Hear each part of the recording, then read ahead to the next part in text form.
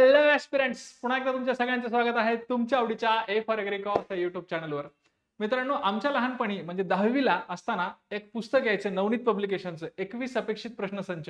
आणि हे जे पुस्तक होतं हे होतं त्या वर्षातल्या म्हणजे 10वीच्या मागच्या 5 वर्ष 6 वर्षाच्या सगळ्या प्रश्नसंच जे आहेत त्याचं कंपायलेशन होतं.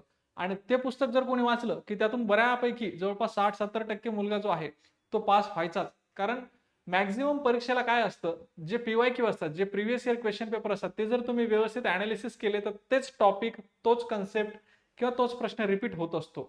आणि ही ट्रेंड आहे, ही प्रत्येक परीक्षेमध्ये ट्रेंड आहे, तशी एमसीआर मध्ये सुद्धा ट्रेंड आहे. असंच मला परवाच्या दिवशी एका स्टुडंटनी कॉल केला नाशिकवरनं आणि तिने सांगितलं की सर मला मागच्या 3 वर्षाचे एमसीआरचे पीवायक्यू द्या.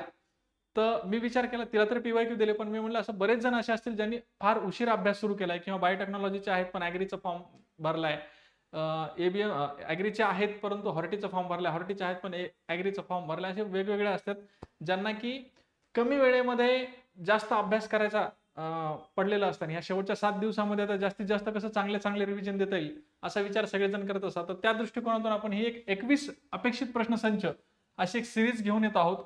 या सिरीजमध्ये महत्वाचे एकदम मेजर जे विषय आहेत तेच फक्त कव्हर होणार आहेत आणि याच्यामध्ये आपण प्रत्येक त्या विषयाचे फक्त 21 प्रश्न बघणार आहोत. पण प्रत्येक प्रश्न हा इतका वेटेड आणि इतका महत्वाचा असणार आहे की त्याच्या एक्सप्लेनेशन मध्ये तुम्हाला कमीत कमी बाकीच्या दुसऱ्या तुमचे 5-6 कन्सेप्ट क्लिअर झाले पाहिजेत, अशा प्रकारे त्याचं एक्सप्लेनेशन डिझाईन केलेलं आहे. सो 21 अपेक्षित प्रश्नसंच ही सिरीज आता ज्यांची परीक्षा आहे 27, 28, 29 ला त्यांच्यासाठी आणि जे आता परीक्षेची तयारी करणार आहेत पुढच्या वर्षीच्या 2027 त्यांच्यासाठी खूप महत्वाची असणार आहे. सुरू करूया. पहिला विषय आपला असणार आहे ॲग्रोनॉमी. ऑफकोर्स ॲग्रोनॉमीचा आपण सुरू करूया, ठीक आहे. तर ॲग्रोनॉमीचे सगळेच्या सगळे जे टॉपिक्स आहेत त्या प्रत्येक टॉपिकवर एक तरी प्रश्न येईल याची मी खात्री घेतलेली आहे या 21 मध्ये. ओके, सो पहिला जो प्रश्न आहे हा हिस्ट्री मधनं आहे, ॲग्रोनॉमीच्या हिस्ट्री मधनं आहे. ओके, ॲग्रोनॉमीच्या हिस्ट्री मधनं हा प्रश्न आहे. सो हिस्ट्री ऑफ ॲग्रोनॉमी मध्ये बघा प्रश्न त्यांनी काय विचारलं बघा. Rice cultivation is believed to have started around. कधी सुरू झालेलं असणार आहे राईस कल्टिवेशन म्हणजे भाताचं उत्पादन घ्यायला नेमकं कधी सुरू झालेलं आहे असा त्यांनी प्रश्न विचारलाय. अशा पॅटर्नचा याच्या आधी एमसीआरला प्रश्न आलेला आहे. ओके, सो याचं उत्तर जे आहे ते तुम्ही थोडासा विचार करून बघा की तुम्ही वाचलंय, कुठं वाचलंय, काय नाही. ठीक आहे, बाकी मी सांगत राहतो पुढे. हे सी आन्सर आहे. 2200 बिफोर क्राइस्ट हे त्याचा आन्सर आहे. 2200 बिफोर क्राइस्ट राईसचं कल्टिवेशन सुरू झालं होतं. राईस हा फार जुना क्रॉप आहे. ओके, आणि या सगळ्या क्रॉपची जी हिस्ट्री आहे ही तुम्हाला कात्यांच्या पुस्तकामध्ये नाही, कात्यांच्या नाही, आपल्या ॲग्रोनॉमीच्या रेड्डीच्या पुस्तकामध्ये तुम्हाला मिळून जाते. ओके, ठीक आहे. सो ती लिस्ट जर असेल तर तुम्ही वाचून घ्या. अदरवाईज महत्वाचे जे मेजर क्रॉप्स आहेत त्याबद्दल मी तुम्हाला इथं माहिती दिलेली ते बघून घ्या. ओरिजिन बघा, राईसचं ओरिजिन कुठून होतं? South East Asia. Okay, south East Asia किंवा याला इंडो बर्मा किंवा इंडो म्यानमार असं सुद्धा म्हणतात. परीक्षेमध्ये जर इंडो म्यानमार हा शब्द वापरला किंवा ऑप्शन मध्ये जर त्यांनी विचारलं की राईस ओरिजिन आणि ऑप्शन मध्ये साऊथ ईस्ट एशिया किंवा इंडो बर्मा न देता त्यांनी इंडो म्यानमार विचारलं तर कन्फ्युज व्हायचं नाही. Indo Myanmar is equal to Indo Burma is equal to South East Asia. ठीक आहे. तसंच व्हीटचं सुद्धा ते विचारतात बऱ्याच वेळा, ओरिजिन साऊथ वेस्ट एशिया. मेजचं Mexico, M for maize, M for Mexico. ज्वार बाजरा याचं आफ्रिका आहे आणि मूग उडदचं इंडिया आहे. आता यामध्ये वेगवेगळ्या ट्रिक, वेगवेगळ्या कॉमेडी, वेगवेगळ्या गोष्टी करता येतात, परंतु आपलं हे सेशन इतकं पॉवर पॅक होणार आहे की यामध्ये आपण कुठलीही कॉमेडी, कुठलाही जोक, कुठलाही टाइमपास काहीच करणार नाही, डायरेक्ट टू द पॉइंट बोलणार आहोत. ओके, ठीक आहे. चला, तर आता आपण ओरिजिन पाहिलं. आता राईस बद्दल बोलतो तर राईस बद्दल मॅक्सिमम माहिती घेऊया. राईसचं ओरिजिन साऊथ ईस्ट एशिया आहे आणि व्हीटचं साऊथ वेस्ट एशिया आहे. आता South East Asia, South West एशियामध्ये जे कन्फ्युजन होतं ते दूर मी करतो. डब्ल्यू फॉर व्हीट आणि डब्ल्यू फॉर काय? वेस्ट. ओके, सो व्हीटचं विचारलं तर डब्ल्यू वरनं वेस्ट, साऊथ वेस्ट, आणि उरलेलं जे आहे ते साऊथ ईस्ट एशिया राईससाठी वापरायचं. M for maize, M for Mexico. Okay, Mexico हा नॉर्थ अमेरिकामध्ये येतो किंवा नॉर्थ अमेरिका मधल्या सुद्धा मेक्सिको मधल्या सुद्धा स्पेसिफिक सेंट्रल बेसल नावाचं एक रिव्हर आहे. सेंट्रल बेसल रिव्हर पासून या मेज कल्टिवेशनची सुरुवात झालेली आहे. या नदीच्या पात्रापासून मेजची कल्टिवेशनची सुरुवात झालेली आहे असा सुद्धा ऑप्शन येऊ शकतो. बऱ्याच वेळा असं होतं की मेजचं ओरिजिन आपण वाचलेलं असतं पण नेमकं जे ओरिजिनचं अल्टरनेटिव्ह नेम आहे ते आपल्याला माहित नसतं. ओरिजिन असेल किंवा कुठलेही असेल त्याचं अल्टरनेटिव्ह नेम ऑप्शन मध्ये विचारलं की आपली गफलत होते, म्हणून त्याचे सगळे अल्टरनेटिव्ह नेम माहित पाहिजेत. ज्वार असेल, बाजरा असेल याच्यासाठी आफ्रिका ओरिजिन आहे. मूग असेल, उडद असेल याच्यासाठी इंडिया ओरिजिन आहे. राईस साठी आणखीन काय बोलता येईल, तर राईसचं सायंटिफिक नेम सटायवा रायझा आहे आणि 24 हा त्याचा 2N नंबर आहे. हायेस्ट एरिया आणि प्रोडक्शन मध्ये पूर्ण सिरियल्स मध्ये इंडियामध्ये सगळ्यात जास्त एरिया आणि प्रोडक्शनच्या बाबतीत राईस आहे. इंडियामध्ये बोलतोय बरं का, आणि पूर्ण सिरियल्स मध्ये बोलतोय, क्रॉप मध्ये नाही बोलतोय. राईसचं प्रोटीन कंटेंट 6 ते 8% आहे. राईस जे कल्टिवेशन केला जातो तो on the basis of its harvesting. कशाच्या बेसिस? हार्वेस्टिंगच्या बेसिसवर 3 टाइप्स मध्ये क्लासिफाय केला जातो. ओके, कुठल्या कुठल्या? एक त्याला ऑस म्हणतात, दुसरं अमन आणि तिसरं बोरो. ऑस किंवा ऑटमन, तर हा याला प्री मॉन्सून राईस म्हणतात.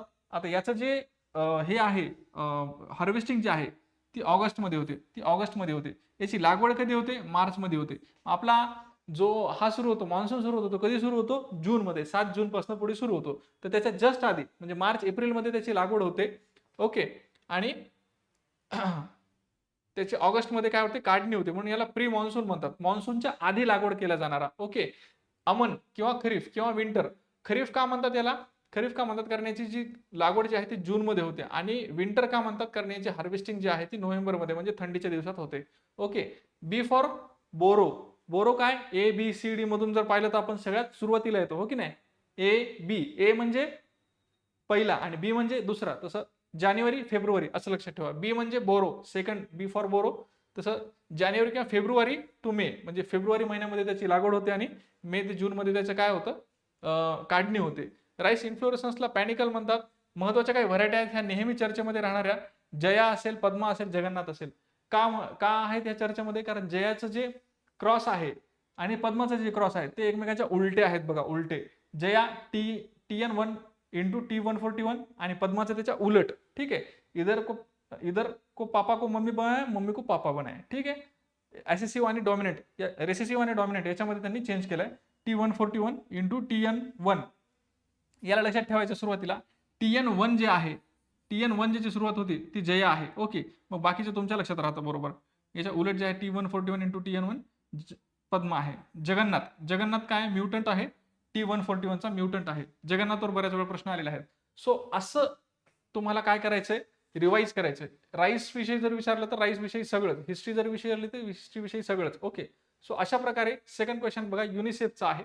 UNICEF was established in which year आणि विच लोकेशन असं त्यांनी विचारलेलं आहे. इयर आणि लोकेशन विचारले. ठीक आहे, तर युनिसेफचं जर लोकेशन तुम्ही पाहिलं तर ते आहे न्यूयॉर्कमध्ये. ठीक आहे, ते आहे न्यूयॉर्कमध्ये.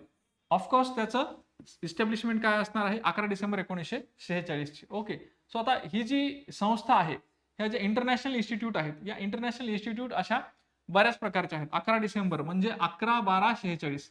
11/12/46 कशाची डेट ऑफ बर्थ आहे? युनिसेफची. ओके, युनिसेफची. कुठे हेडक्वार्टर? न्यूयॉर्कला. कुठे हेडक्वार्टर? न्यूयॉर्कला आहे, लक्षात ठेवा. सो अशा इतर ज्या संस्था आहेत त्याच्याबाबत पण बघून घेऊया लगेच. FAO नावाची फार मोठी जागतिक संस्था आहे. फूड अँड ऍग्रिकल्चर ऑर्गनायझेशन 1945 ला स्थापना झाली. हेडक्वार्टर आहे रोम, इटलीमध्ये. ठीक आहे, त्याच्यानंतर CGIAR म्हणजे consultative group on international agriculture research, हा 1971 ला एस्टॅब्लिश झाला. कुठं? फ्रान्समध्ये. ठीक आहे, त्यानंतर IRRR आपल्या सगळ्यांच्या आवडीची, सगळ्यांना माहित असणारी इंटरनॅशनल राईस रिसर्च इन्स्टिट्यूट कुठं आहे? फिलिपिन्स, मॅनिलामध्ये. 1960 ला ती इस्टॅब्लिश झाली. ठीक आहे, त्यानंतर आहे इंटरनॅशनल मेज and wheat improvement centre. International मेज अँड व्हीट इम्प्रुव्हमेंट सेंटर, परंतु याचं ॲब्रिव्हिएशन जे आहे ते तिकडच्या भाषेत असल्यामुळे CIMMYT म्हणजे याचं ॲब्रिव्हिएशन आणि लॉंग फॉर्म हे जुळत नाही थोडंसं. तर याचं कारण आहे की ही जे ॲब्रिव्हिएशन आहे हे यूज करतो आपण तिकडच्या भाषेतलं CIMMYT आणि लॉंग फॉर्म आहे इंटरनॅशनल मेज अँड व्हीट इम्प्रुव्हमेंट सेंटर. हे 1966 ला एस्टॅब्लिश झालं. कुठं? मेक्सिकोमध्ये. ओके, मेक्सिकोमध्ये. नेक्स्ट बघा, international food policy research institute IFPRI, international food policy research institute establish झाले 1975 मध्ये. कुठं? वॉशिंग्टन DC, USA मध्ये. Okay, international crop research institute for semi arid tropics. International crop research institute कशासाठी? सेमी ॲरिड टॉपिकसाठी. तर semi arid tropic area region कशामध्ये आहे? इंडियामध्ये जास्त आहे. इक्रिसॅट याचं शॉर्ट फॉर्म आहे. 1972 ला एस्टॅब्लिशमेंट झाली. कुठं? हैदराबाद में हुई ना. हैदराबाद की बिरयानी खाते क्या? हैदराबाद में बिरयानी खाते खाते याद कर लो. इक्रिसैट कहाँ पे इस्टेब्लिश हुए वाला? हैदराबाद में. कब? 1972 में. International live stock research institute. असं नाही की तुम्हाला क्रॉपच्याच सगळ्या संस्था विचारते, लाईव्ह स्टॉकच्या रिलेटेड सुद्धा एखादी संस्था विचारू शकतात. सो लाईव्ह स्टॉकच्या रिलेटेड इंटरनॅशनल संस्था कुठल्या आहे? ILRI आहे, जी की नैरोबी केनियामध्ये आहे इस्टॅब्लिश, आणि ती 1994 मध्ये इस्टॅब्लिश झालेली आहे. Okay. International water management institute IWMI ही कुठं झालेली आहे? 1985 मध्ये कोलंबो म्हणजे श्रीलंका म्हणजे आपल्या शेजारच्या देशामध्ये ही काय झालेली आहे? इस्टॅब्लिश झालेली आहे. Centre for international forestry and research and world agro forestry. बघा याच्यामध्ये लाईव्ह स्टॉकचं पण कव्हर केलं आणि फॉरेस्ट्रीचं पण कव्हर केले. सो फॉरेस्ट्रीची इंटरनॅशनल संस्था जी आहे ही 1993 ला बोगॉरमध्ये इंडोनेशियामध्ये इस्टॅब्लिश झाली होती. नंतर ती 1978 मध्ये त्याचं सेंटर हलवून केनियामध्ये आणलेलं आहे. ठीक आहे. सो दोन्ही लक्षात ठेवा. आता बघा हा जो पूर्ण टेबल आहे हा व्यवस्थित पाठ करा. पाठ तर आता काही होणार नाही, परंतु नजर मारून घ्या. कमीत कमी तुम्हाला शॉर्ट फॉर्म असेल किंवा इयर असेल किंवा लोकेशन तरी कमीत कमी लक्षात ठेवा. ठीक आहे. सो तेवढं जरी लक्षात राहिलं तरी मोर दॅन सफिशियंट आहे. ठीक आहे. याच्यावर राहिलेला प्रश्न सुटायला नाही पाहिजेत. सोपे आहेत हे प्रश्न आणि या अशा प्रश्नांमध्ये तुका नाही मारता येत तुम्हाला. ठीक आहे. फॅक्च्युअल प्रश्न आहे, फॅक्ट आहेत. आता तिसऱ्या प्रश्नामध्ये थोडीशी गुगली काय टाकली, हा प्रश्नच फार लेंदी करून टाकला. म्हणजे जेणेकरून हा पहिला प्रश्न इथून वाजायला सुरुवात केली की इथं येईपर्यंत तुम्हाला तो प्रश्न काय विचारलाय हेच बऱ्याच वेळा विसरून जातं. परंतु एक गोष्ट लक्षात घ्या, कुठलंही आव्हान जे आपल्याला मोठं वाटतं त्यामध्ये काही ना काही लूप होल असतो. तसा हा प्रश्न जेवढा तुम्हाला दिसायला मोठा दिसतो याच्यामध्ये एक ट्रिक आहे. ती ट्रिक जर तुम्ही पाहिली किंवा त्याच्यामधलं जर तुम्ही ट्विस्ट गेस केला तर प्रश्नामध्ये त्याचं उत्तर आहे. बघा प्रश्न काय आहे, guess the cropping system on the basis of description mention below. खाली दिलेल्या डिस्क्रिप्शन वरनं काय करायचं तुम्हाला? क्रॉपिंग सिस्टम गेस करायची. इंटर डिस्क्रिप्शन काय? The intercropping in which one crop is main crop or base crop. Main crop किंवा base crop and another is intercrop. Intercrop is introduced in the base crop by adjusting or changing the crop geometry. काय सांगते? एक झाड जे आहे ते आहे main crop. ठीक आहे. आणि दुसरं झाड जे आहे ते काय आहे? ते इंटरक्रॉप आहे. ठीक आहे. ते आंतरपीक आहे. एक आहे मुख्य पीक, दुसरं आहे आंतरपीक किंवा आंतरपीक. ठीक आहे.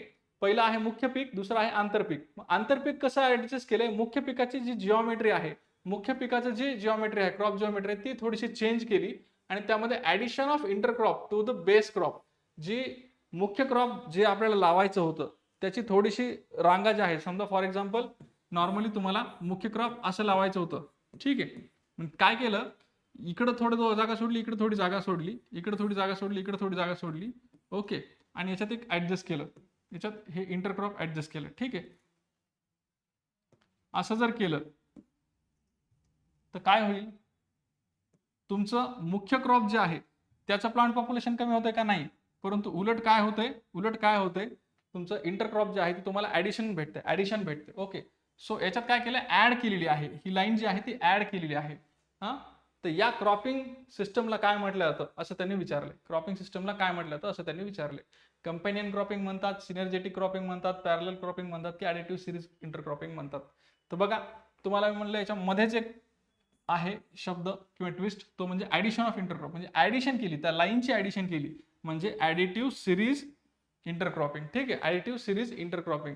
असे काही काही ट्विस्ट असतात, काही काही प्रश्न असतात जे सुरुवातीला जेव्हा तुम्ही एमसीआरचा पेपर हातात घेता गडबडी तुमच्या लक्षात येत नाही. ठीक आहे. त्यामुळे मी काय सांगतो तुम्हाला दरवेळेस की बाबा पहिल्यांदा जेवढे प्रश्न येतात तेवढे सोडवा, जेवढे येत नाही ते स्किप करा आणि नेक्स्ट राऊंडमध्ये शांत डोक्याने पुन्हा तो प्रश्न वाचा. कदाचित त्या प्रश्नामध्येच उत्तर दडलेलं असतं. तर हे असं असतं ते. ठीक आहे. ओके. चलो. फार महत्वाचे आणि फार असे प्रश्न घेतले ज्याच्यातून मॅक्झिमम रिव्हिजन होईल. आता हा टेबल तुम्हाला कधीच कोणी काढून दिलं नसेल. तुम्हाला फक्त सांगितलं असेल की हा याचा टाईप आहे, तो त्याचा टाईप आहे. पण नेमका कोणता कशाचा टाईप आहे बघा. पूर्ण खानदान सांगितलेली या क्रॉपिंग सिस्टीमची या एका चार्टमध्ये. काय क्रॉपिंग सिस्टीम मुळात दोन प्रकारची असते. एक असते मोनोक्रॉपिंग, दुसरी असते मल्टिपल क्रॉपिंग. काय आहे मोनोक्रॉपिंग म्हणजे एकच पीक घेणे. ठीक आहे. एखाद्या जमिनीवर एकच पीक घेणे, एक पीक पद्धत म्हणतो आपण याला. आणि याला मराठीमध्ये याला काय म्हणतात? बहुपीक पद्धत. बहु म्हणजे सून. अरे नाही रे बाबा, बहु म्हणजे अनेक. ठीक आहे. अनेक पीक पद्धत. मग अनेक पीक पद्धत मध्ये किंवा बहुपीक पद्धत मध्ये चार प्रकार पडतात. एक पडतो इंटरक्रॉपिंग, दुसरा असतो मिक्स्ड क्रॉपिंग, तिसरा असतो सिक्वेन्शियल क्रॉपिंग आणि चौथा असतो रिले क्रॉपिंग. आता इंटरक्रॉपिंग म्हणजे काय? आंतरपीक. म्हणजे दोन्ही पिकं ऍट अ टाइम घ्यायचे. ठीक आहे. आंतरपीक. मिक्स्ड क्रॉपिंग म्हणजे काय असतं? मिक्स क्रॉपिंग म्हणजे मिश्र पीक. याला मराठीत काय म्हणतो आपण? मिश्र पीक. मिश्र पीक म्हणजे दोन्ही पिकं ऍट अ टाइम घ्यायचे. अरे सर इथं दोन्ही पिकं ऍट अ टाइम घ्यायचे, इथं दोन्ही पिकं ऍट अ टाइम घ्यायचे. फरक काय? तर इंटरक्रॉपिंग मध्ये स्पेसिफिक रो पॅटर्न असतो. काय असतो? स्पेसिफिक रो पॅटर्न असतो. स्पेसिफिक रो पॅटर्न जिथं शब्द आला तिथं इंटरक्रॉपिंगची डेफिनेशन म्हणायचं. ठीक आहे. स्पेसिफिक रो पॅटर्न म्हणजे इंटरक्रॉपिंग. मिक्स क्रॉपिंग मध्ये स्पेसिफिक रो पॅटर्न असतो का, तर नाही. ठीक आहे. बाकी दोन्ही पिकं ऍट अ टाइम घेतले जातात. पण इंटरक्रॉपिंग मध्येच काय असतं, आता आपण प्रश्नामध्ये पाहिल्याप्रमाणे बेस क्रॉप म्हणजे एक मुख्य पीक असतं आणि दुसरं काय असतं, इंटरक्रॉप. हे कशात असतं, इंटरक्रॉपिंग मध्ये असतं. मिक्स क्रॉपिंग मध्ये असतं का, तर नाही. Okay. Sequential cropping. Sequential cropping मध्ये काय असतं, सिक्वेन्शियल एका सिक्वेन्सनं या असं म्हणतो. सिक्वेन्स म्हणजे एकानंतर एक एकानंतर एक एकानंतर एक. बहुपीक पद्धत आहे, अनेक पीक घेतलं जातं एका जमिनीवर, परंतु एकानंतर एक घेतलं जातं. ठीक आहे. Relay cropping. रिले क्रॉपिंग म्हणजे काय, पहिल्या पिकाची काढणी व्हायच्या आत दुसऱ्या पिकाची पेरणी झाली तर त्याला रिले क्रॉपिंग असं म्हणतात. ठीक आहे. हे 4 कन्सेप्ट क्लिअर झाले आपले. पुढे बघा, इंटरक्रॉपिंगचे पुन्हा 4 प्रकार पडतात. Parallel cropping, companion cropping, multiple cropping, synergetic cropping. Okay. ठीक आहे. Parallel cropping, companion cropping, multiple cropping, synergetic cropping. आणि सिनर्जेटिक क्रॉपिंगचे पुन्हा 2 प्रकार पडतात, ऍडिटिव्ह सिरीज क्रॉपिंग आणि replacement series cropping. Okay. Synergetic cropping मध्ये काय केलं तर कॉम्प्लिमेंटरी असतो. ठीक आहे. कॉम्प्लिमेंटरी दोन जे वेगवेगळी कॉम्प्लिमेंटरी दोन जे वेगवेगळे पीक आहेत ते दोन्ही पिकं एकमेकांना कॉम्प्लिमेंटरी असतात. परंतु ते ऍडजस्ट करताना समजा याच्यात जशी सिरीज ऍड केली, सिरीज ऍड करून मी ऍडजस्ट केलं. समजा फॉर एक्झाम्पल यातली एक सिरीज कमी करून मला जर दुसरी सिरीज टाकावी लागली, फॉर एक्झाम्पल मी आता इथं करूनच दाखवू का तुम्हाला. फॉर एक्झाम्पल मला हे आधी कट करावं लागलं, हे कट करावं लागलं. ठीक आहे. आणि मग याच्या जागी मला जर दुसरं पीक ऍड करावं लागलं, जर दुसरं पीक मला ऍड करावं लागलं, तर मग याला म्हणायचं रिप्लेसमेंट. का, कारण मुख्य पिकाची रो त्यांना रिप्लेस करावी लागली. मुख्य पिकाची रो इंटरक्रॉपने रिप्लेस करावी लागली, त्याला रिप्लेसमेंट सिरीज म्हणतात. आणि मुख्य पिकाला काही हालचाल न करता त्याची जिओमेट्री ऍडजस्ट करून त्याच्यामध्ये इंटरक्रॉप जर तुम्ही पुन्हा ऍड केलं तर त्याला म्हणायचं ऍडिटिव्ह सिरीज म्हणायचं. ओके. ठीक आहे. सो हे सगळ्या जवळपास 7-8 डेफिनेशन तुमच्या या एका स्लाइडवर कव्हर झालेल्या असतील. चला नेक्स्ट क्वेश्चन बघा. नेक्स्ट क्वेश्चन बघा, CIMMYT. आपल्याकडे वेळ नाहीये बाकी जास्त मजाक करायला आणि जास्त बेसिक पासून समजून सांगायला. सो मी असं कन्सिडर करतोय की तुम्ही हे सगळं जो पोर्शन आहे तो तुम्ही ऍटलिस्ट सिंगल टाइम वाचलेला आहे असं आपण कन्सिडर करूया. ओके. सो सिंगल टाइम वाचलेला जर असेल तुम्ही, तर तुम्हाला हे सगळे प्रश्नांची उत्तरं जातील, सोपी जातील. मी काय सांगतोय हे तुम्हाला लक्षात येईल. Okay. CIMMYT was established in, year विचारले अँड सिच्युएटेड ऍट विचारले. आता ह्या प्रश्न आता जस्ट मी आता त्या टेबलमध्ये जेव्हा सांगितलं त्यावेळेस याला स्पेशली मेन्शन केलं होतं CIMMYT. काय, WMI म्हणजे काय, मेज अँड व्हीट. ठीक आहे. मेज अँड व्हीट कधीचं आहे, मेक्सिकोचं, 1966. ओके. या टेबलमध्ये आपण पाहिले. ओके. 1966 मेक्सिको, मेज अँड व्हीट. चलो हे. ओके. इंटरनॅशनल मेज अँड व्हीट इम्प्रुव्हमेंट सेंटर कुठं, मेक्सिकोमध्ये. ओके. मेक्सिकोमध्ये. चलो. मेक्सिको कशाचा पार्ट आहे, नॉर्थ अमेरिकेचा पार्ट आहे, किंवा नॉर्थ अमेरिका खंडामधले ती एक देश आहे. Who is known as the father of golden revolution. बघा, फादर ऑफ गोल्डन रिव्होल्युशन, बऱ्याच वेळा फादर रिव्होल्युशन यांच्यावर प्रश्न येतात, जे की फार सिंपल असतात, सोपे असतात आणि आपण त्याला सोपं म्हणून सोडलेलं असतं. परंतु ते थोडंसं ट्विस्ट त्याच्यामध्ये केलं किंवा थोडंसं साईडचं विचारलं, आपल्याला ग्रीन रिव्होल्युशन माहिती आहे, वर्ल्डचे ग्रीन रिव्होल्युशनचे फादर माहिती आहेत, इंडियाचे माहिती आहेत, थोडंसं बाजूचं विचारलं की बाबा सिल्वर रिव्होल्युशनचे फादर कोण आहेत, किंवा थोडंसं त्यांनी साईडचं विचारलं की आपल्याला ते येत नाही. तर ही अशी अडचण होऊ नये म्हणून आता याचं रिव्हिजन बघा तुम्ही कसं घेतो मी. Who is known as father of golden revolution. Golden revolution म्हणजे कशाचं, हॉर्टिकल्चरचं. हॉर्टिकल्चरचं हे जे आहे रिव्होल्युशन आहे त्याला गोल्डन रिव्होल्युशन, किंवा स्पेसिफिक फ्रूट प्रोडक्शनची जी इन्क्रीज झाली, इम्प्रुव्हमेंट झाली, त्याला गोल्डन रिव्होल्युशन म्हणू शकतो. MS स्वामीनाथन आहेत का, तर नाही. यांना इंडियाचे ग्रीन रिव्होल्युशनचे फादर म्हणतात. ठीक आहे. ग्रीन रिव्होल्युशनचे फादर इंडियाचे म्हणतात. ठीक आहे. यांनी आणखीन एक टर्म कॉइन केलेली, कुठली, एव्हरग्रीन रिव्होल्युशन. Evergreen revolution. ठीक आहे. ओके. यांची मुलगी आहे डॉक्टर, माझं लक्षात नाही नाव, पण डॉक्टर समथिंग नाव आहे, आडनाव स्वामीनाथन. त्या FAOच्या अध्यक्ष राहिलेल्या आहेत रिसेंटली. ठीक आहे. डॉक्टर नॉर्मन बोरलॉग हे कोण आहेत, हे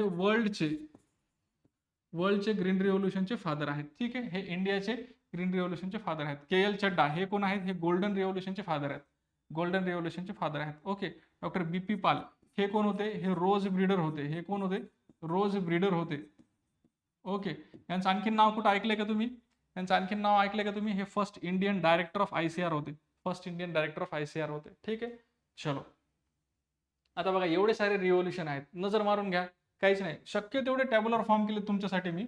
हा एक एक टेबल करायला फार वेळ लागला हे सगळं कंपाईल करायला, पण ठीक आहे. त्यामुळे थोडंसं तुम्ही थोडंसं लक्षात घ्या.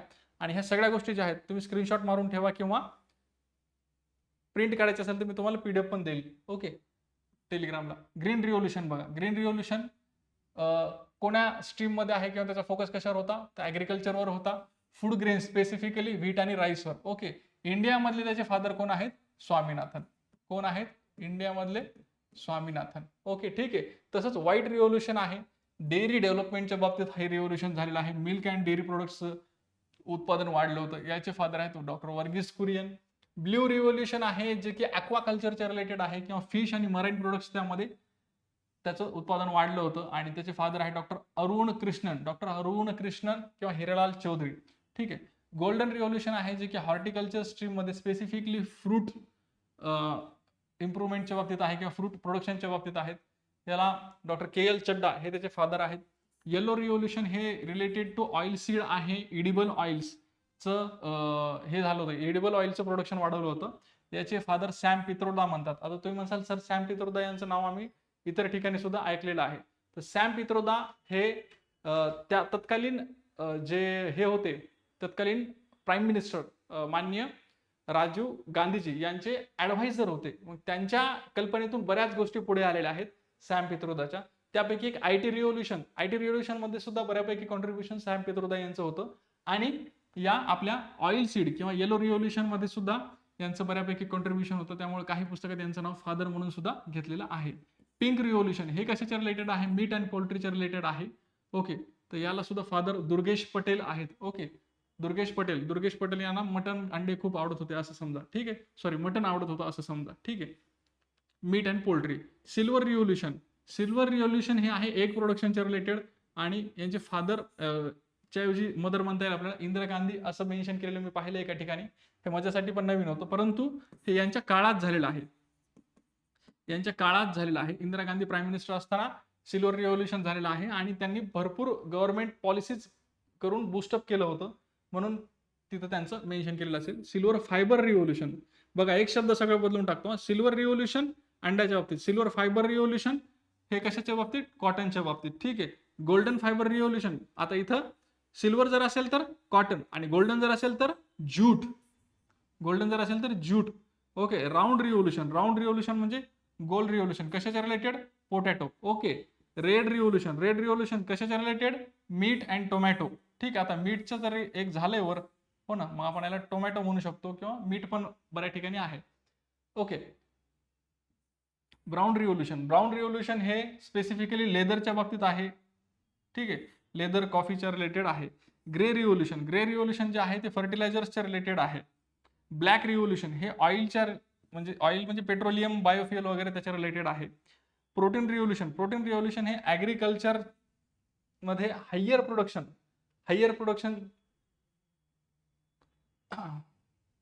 ऍग्रिकल्चरमध्ये हायर प्रोडक्शनसाठी ही टर्म कॉइन झालेली आहे प्रोटीन रिव्होल्युशन. आणि ही कोणी केलेली आहे, आता सध्याचे प्राईम मिनिस्टर नरेंद्र मोदी यांनी प्रोटीन रिव्होल्युशन ही टर्म कॉइन केलेली आहे. असं विचारू शकतात की protein revolution is the new term coin bye dash dash dash. तर ही टर्म जी आहे ही माननीय पंतप्रधान नरेंद्र मोदी यांनी कॉइन केलेली आहे. एव्हरग्रीन रिव्होल्युशन जसे मी आताच तुम्हाला सांगितलं की ही टर्म MS स्वामीनाथन यांनी काय केलेली आहे, मेन्शन केलेली आहे किंवा कॉइन केलेली आहे. ओव्हरऑल ऍग्रिकल्चर प्रोडक्शनच्या उत्पादनासाठी, काय ही टर्म वापरल्या जाते. चला ठीक आहे, समजलं असेल तर एकदा स्क्रीनशॉट काढून घ्या, तुम्हाला कामाला येईल. ठीक आहे. सगळ्या रिव्होल्युशनवर नजर फिरवा, कुठलंही रिव्होल्युशन जर आलं तर आपलं चुकता कामा नाही. सगळे रिव्होल्युशन एकदा जर वाचाल तर कन्फ्युजन होईल, त्यामुळे 2दा-3दा वाचून घ्या. ठीक आहे. चलो, स्क्रीनशॉट घेतला सगळ्यांनी. चलो, नेक्स्ट क्वेश्चन बघा. ऑर्बॅन्चो इज डॅश वीड. आता वीडचा पण एक प्रश्न घेतला मी, कारण वीडचे जवळपास याच्यात 3-4 प्रश्न आहेत. वीड सुद्धा एक महत्वाचा टॉपिक आहे. वीडच्या रिलेटेड सुद्धा जर प्रश्न आला तर तो आपला यायला पाहिजे. वीडचा हा जो प्रश्न आहे हा फार फेमस प्रश्न आहे, एमसीआरचा फार आवडीचा प्रश्न आहे. एक तर ते आपला सॉइल रेड का असते तो एक प्रश्न, झिंकचा एक प्रश्न, झिंक डिफिशियन्सीचा, आणि हा ऑर्बॅन्चो, किंवा ह्या 4 पैकी एक नेहमीच विचारतात ते. ठीक आहे. सो MCR असेल किंवा दुसऱ्या कुठल्या परीक्षेमध्ये हा प्रश्न 100% येतोच. वीड मधला हा प्रश्न येतोच. So orobanche is dash weed, कुठल्यापैकी वीड आहे, हा कुठलं वीड आहे असं त्यांनी विचारलेलं आहे. ते 4 वेगवेगळे प्रकार आहेत वीडचे. तर ऑर्बॅन्चो हे नेमकं कशाचा प्रकार आहे असं त्यांनी विचारले. ते सगळं लक्षात ठेवा बरं का, सगळं लक्षात ठेवा. Okay. So total root parasite जे आहेत हे ऑर्बॅन्चो आहे. ठीक आहे, याला हॉलो रूट पॅरासाइट सुद्धा म्हणता येईल किंवा टोटल स्टेम पॅरासाइट जे आहे, त्याला कस्कुटा हे त्याचं एक्झाम्पल आहे. त्यानंतर सेमी रूट पॅरासाइट स्ट्रायगा आहे आणि सेमी स्टेम लोरॅन्थस आहे. नेमकं सेमी म्हणजे काय, टोटल म्हणजे काय, हे आता मी तुम्हाला सांगत बसणार नाही पॅरासाइट वगैरे. ठीक आहे, पण तो याच्यासाठी एक छोटीशी ट्रिक आहे जी आम्ही कॉलेजपासून वापरतोय. CLOS close. ठीक आहे, सी म्हणजे कस्कुटा, लो म्हणजे लोरॅन्थस. ठीक आहे, ऑर्बॅन्चो, स्ट्रायगा. ओके. आता याच्या समोर लिहायचं Cuscuta, total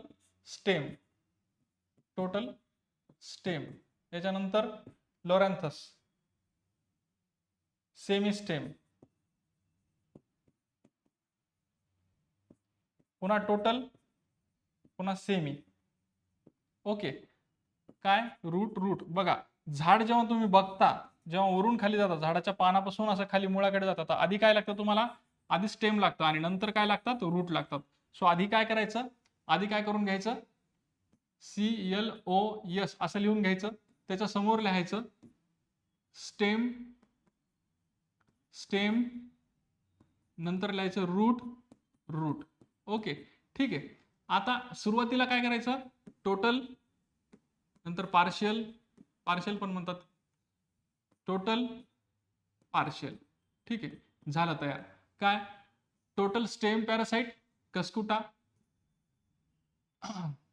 partial stem parasite loranthus, total root parasite orobanche, partial root parasite striga. Okay. ठीक आहे, CLOS, स्टेम रूट असं. ओके. कंप्लीट पार्शियल असं लक्षात ठेवा.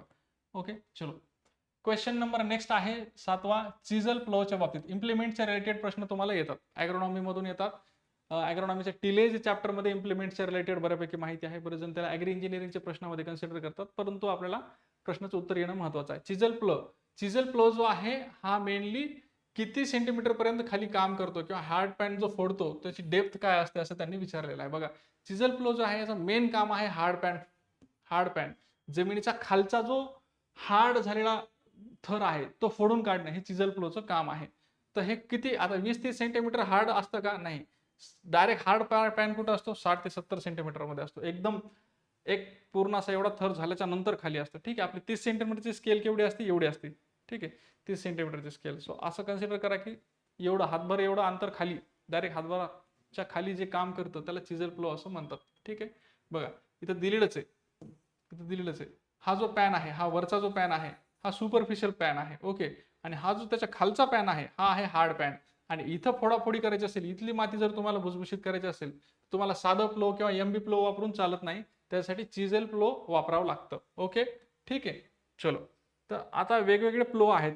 ठीक आहे, आता याचे एक्सप्लेनेशन फक्त चिजेल प्लो पुरतं मर्यादित न राहता आपण सगळे प्लो बघणार आहोत. आता जे वेगवेगळे प्लो आहेत, देसी प्लो आहे ज्याला आपण लाकडी प्लो म्हणतो. ठीक आहे, ते किती सेंटीमीटर पर्यंत काम करतं, तर जमिनीमध्ये 10 ते 15 सेंटीमीटर पर्यंत काम करतं. ओके. त्याच्यातून काय होतं, तर शालो टिलेज होतं, म्हणजे वरचं सुपरफिशियल टिलेज होतं, विडिंग होतं आणि सीड बेड प्रिपरेशन होतं. हे ॲनिमल ड्रॉन असतं, हे एक लक्षात ठेवा. काय, हे लाकडी आहे, लाकडी किंवा याला देसी पण म्हणतात बरेच जण. ठीक आहे, देसी. त्यानंतर रोटरी प्लो याला आपल्या गावाकडे रूटर म्हणतात किंवा रोटावेटर म्हणतात. 10 ते 15 सेंटीमीटर पर्यंत काम करतं. हे पल्वरायझेस द सॉइल, म्हणजे सॉइल फक्त अशी खालची वरची खाली अशी फक्त जोरात फेकतं ते. ठीक आहे. ओके. क्रॉप रेसिड्यूज वगैरे जर काय असेल तर ते लगेच बाजूला काढून टाकतं. आणि हे ट्रॅक्टर ड्रिव्हन आहे. ठीक आहे, बाकी सगळे ट्रॅक्टर ड्रिव्हन आहेत. MB प्लो हे बऱ्याच वेळा वापरलं जातं. MB प्लो म्हणजे मोल्ड बोल्ड प्लो. MB प्लो हे 20 ते 30 सेंटीमीटर पर्यंत काम करतं. 20 ते 30 सेंटीमीटर पर्यंत काम करतं आणि सॉइलचा जो पूर्ण वरचा 20 सेंटीमीटर वरचा जो लेअर आहे हा पूर्ण खालच्या वर आणि वरच्या खाली करण्याचं काम जे आहे हे MB प्लो करत असतो. हे सुद्धा ट्रॅक्टर ड्रॉन आहे. ॲनिमल ड्रॉन पण वापरतात काय काय ठिकाणी, शक्यतो आता कोणी वापरत नाहीये. डिस्प्लो म्हणजे त्याच्यामध्ये अशी डिस्क असते, असे डिस्क असतात. ठीक आहे, अशा प्लेट्स असतात. ठीक आहे, तर 30 ते 35 सेंटीमीटर ते खोलीपर्यंत काम करतात. बऱ्याच वेळा असं विचारलं होतं की यांची लांबी किती आहे, यांची डायमीटर किती असं विचारलं होतं, ठीक आहे, किंवा अशी लांबी किती आहे. आता हे 30 ते 35 सेंटीमीटरवर काम करतात म्हणजे यांची जी लांबी आहे ती 60 ते 65 सेंटीमीटर असते. 60 ते 65 सेंटीमीटर असते आणि जमिनीत ह्या अर्ध्या जातात, ठीक आहे.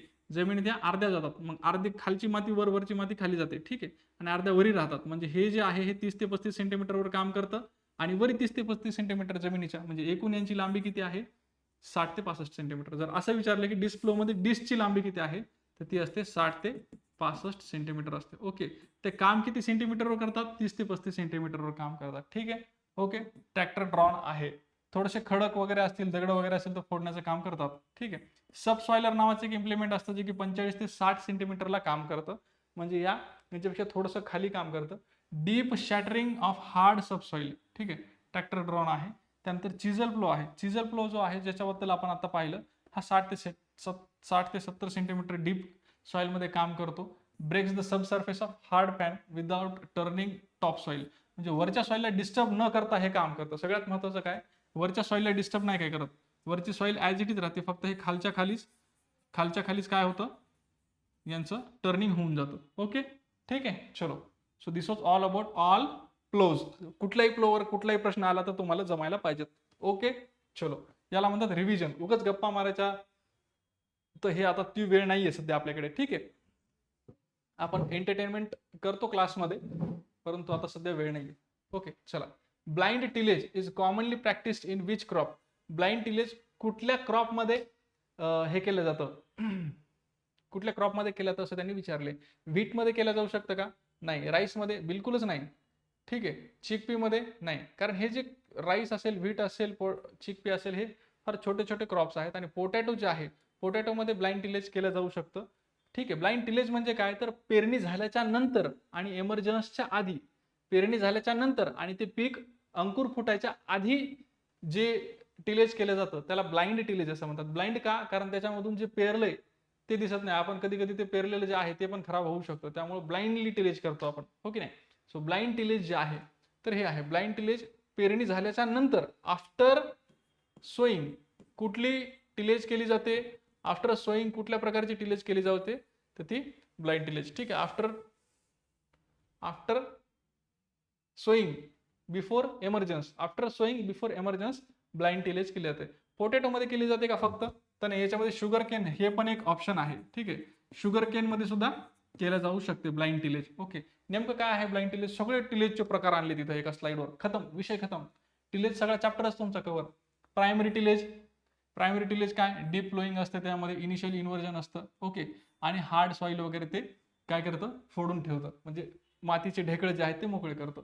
सेकंडरी टिलेज, सेकंडरी टिलेज काय, प्रायमरी टिलेज झाल्याच्या नंतर डबल करण्याची जी गोष्ट आहे त्याला सेकंडरी टिलेज म्हणतात, ठीक आहे. सो हे डीप टिलेज झाल्याच्या नंतर वरचं रिफाइनमेंट करणं, सीडबेड प्रिपरेशन करणं, पल्वरायझेशन करणं, म्हणजे खालचं वरी करणं, एखाद दुसरा ढेकळ जर राहिला असेल तर ते क्लॉड ब्रेकिंग म्हणजे ढेकळ फोडणं वगैरे सेकंडरी टिलेजचं काम आहे. कन्झर्वेशन टिलेज, कन्झर्वेशन टिलेज ही टर्म कशासाठी वापरला जाते, तर कन्झर्व केलं जातं. काय केलं जातं, कन्झर्व केलं जातं. मागच्या पिकाचे जे रेसिड्यू आहेत, याच्या आधीचं जे पीक लावलं होतं त्याचे जे रेसिड्यू आहेत ते जर 30% पेक्षा जास्त रेसिड्यू आपण रिटेन केले म्हणजे सॉइलमध्येच कुजू दिले, ठीक आहे. सॉइलमध्ये जर कुजू दिले तर त्याला ते रेसिड्यू रिटेन्शनला कॉन्झर्वेशन टिलेज असं म्हणतात, ठीक आहे. कॉन्झर्वेशन टिलेज असं म्हणतात. तर 30% पेक्षा जास्त काय पाहिजे, एक सेकंड, 30% पेक्षा जास्त, इसका बटन काय, चलो ठीक आहे. 30% पेक्षा जास्त काय लागतं, रेसिड्यू रिटेन झाला पाहिजे. रेसिड्यू जो आहे तो 30% पेक्षा जास्त शेतामध्येच राहू दिला पाहिजे, कुजू दिलं पाहिजे, त्याला कन्झर्वेशन टिलेज म्हणतात.